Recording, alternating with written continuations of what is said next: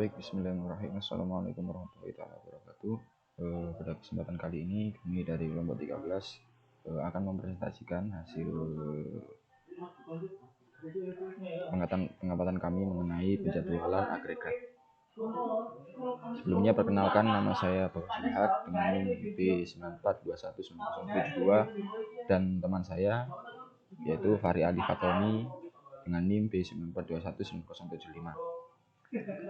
Untuk selanjutnya saya persilakan untuk pembahasan pertama, saya persilakan kepada teman saya Fahri Ali Fatoni akan menjelaskan mengenai pembahasan yang pertama.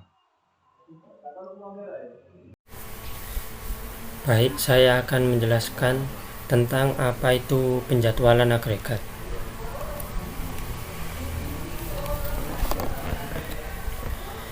Penjadwalan atau agregat planning merupakan suatu proses penetapan tingkat output atau kapasitas produksi secara keseluruhan guna memenuhi tingkat permintaan yang diperoleh dari peramalan dan pesanan dengan tujuan minimasi total biaya produksi. Untuk yang kedua, proses perencanaan agregat. Bagaimana proses perencanaan agregat? Yakni output dari proses perencanaan agregat biasanya berupa jadwal produksi untuk pengelompokan produk berdasarkan famili.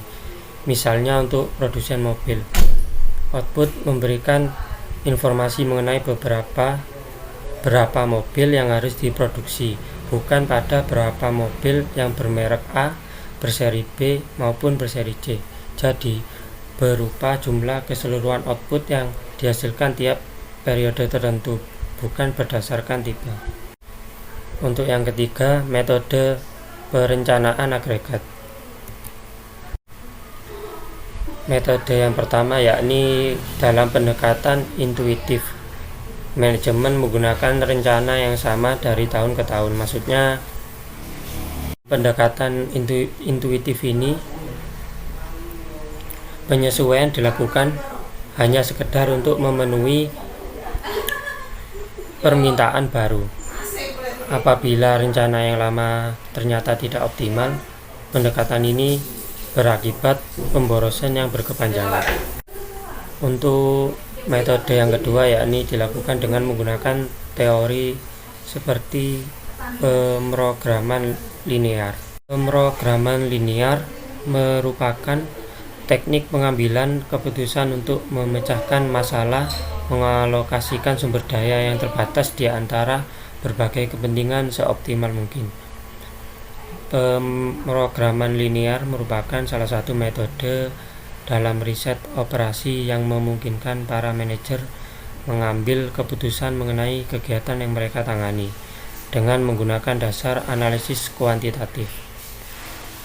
Dengan menggunakan teori ini, hasil yang optimal dapat diperkirakan, seperti berapa unit produk yang harus dibuat, berapa shift produksi yang dioperasikan, atau berapa unit persediaan barang yang disimpan. Untuk metode yang ketiga yakni tabel dan grafik. Pendekatannya dilakukan dengan cara uji coba trial and error atau metode heuristik. Metode heuristik atau trial and error ini terdapat 5 tahapan dalam pembuatan metode tersebut, yakni yang pertama, tentukan permintaan pada setiap periode. Yang kedua, tentukan berapa kapasitas pada waktu-waktu biasa, waktu lembur, dan tindakan subkontrak pada setiap periode. Tentukan biaya tenaga kerja, biaya pengangkatan dan pemberhentian tenaga kerja, serta biaya penambahan persediaan. Yang keempat, pertimbangan kebijakan perusahaan yang dapat diterapkan pada para pekerja dan tingkat persediaan. Dan yang kelima, kembangkan rencana-rencana alternatif dan amatilah biaya totalnya. Meskipun belum tentu menjamin perencanaan produksi yang optimal, metode ini hanya memerlukan sedikit perhitungan dan lebih mudah dikerjakan. Jadi metode yang paling populer digunakan adalah metode tabel dan grafik ini karena mudah untuk dimengerti dan digunakan. Ini saya akan menjelaskan mengenai fungsi dan tujuan agregat. Fungsi agregat. Yang pertama yaitu menemukan metode yang tepat untuk digunakan sebagai strategi perusahaan dalam menghadapi jumlah permintaan sehingga ditemukan jumlah biaya terkecil. Terus yang kedua yaitu menjadi rencana penjualan dan rencana strategi perusahaan. Yang ketiga yaitu alat ukur performansi proses perencanaan produksi.